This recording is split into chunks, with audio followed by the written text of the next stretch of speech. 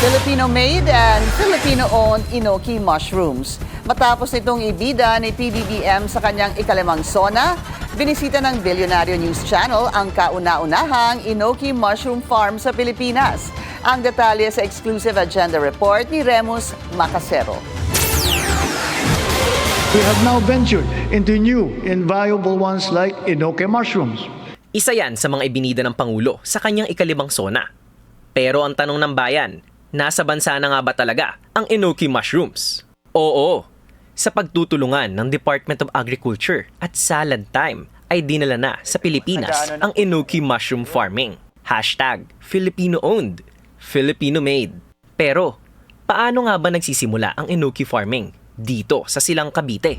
Last 2 years ago po, nagsimula po kaming mag-study, mag-develop nung possible na pag-growth na Inoki dito sa Pilipinas. So after nun, napag-aralan namin and then nag-develop kami ng spore ng Inoki. 2 years in the making daw ang Inoki Farm na nagsimula sa pag-aaral ni Aisa sa pagde-develop ng Inoki spores sa lab. Madami pong proseso ang pagpatubo ng spore ng Inoki. Okay po. Yung una po is sa test tube, sunod po sa plates, and sunod po dun sa flask. Matapos ang mga proseso sa lab, ang mga spores na kinuha ay i-inject naman sa mga container na may lamang mixed organic materials. Simula dito, ito yung mga raw materials natin. Compose yan ng 10 different raw materials. Puro organic materials yung mga yan. Ito ho yung pinagkakalooban ng mga darak. Yes, yung corn cob. Yan po yung pinakatinataniman nung mismong mushroom natin. Ang mga corn cob, soybean hull, oyster shell powder, at iba pang organic materials ay ilalagay sa mixer para makuha ang tama at standard consistency bago ilagay sa bottling machine.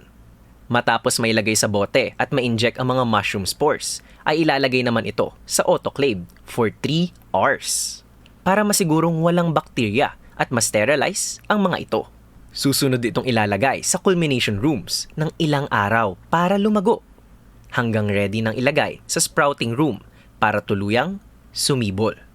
Paano naman ito makakarating sa pagkainan? Dito po tayo ngayon sa cold storage po ng Inoki. Okay. Dito po namin, ini-storage po yung mga na-harvest po namin Inoki. Okay. So, Ayan. ito po, dito po sa isang box na to, naglalaman po ito ng 50 packs, 25 each for plastic. So, ngayon po sa market, nagre-range po siya ng 29.75. So, makikita niyo na po ito sa SM Supermarket, Dali, O-Save. Sa pagkakaroon ng kauna-unahang Inoki Mushroom Farm sa Pilipinas, pinatunayan ito na kaya makipagsabayan ng mga Pilipino sa buong mundo. Basta magtutulungan ang gobyerno at pribadong sektor. Para sa agenda, Remus Macasero, Bilyonaryo News Channel. Mag-follow sa aming mga social media accounts at mag-subscribe sa aming YouTube channel para sa pinakahuli at eksklusibong mga balita.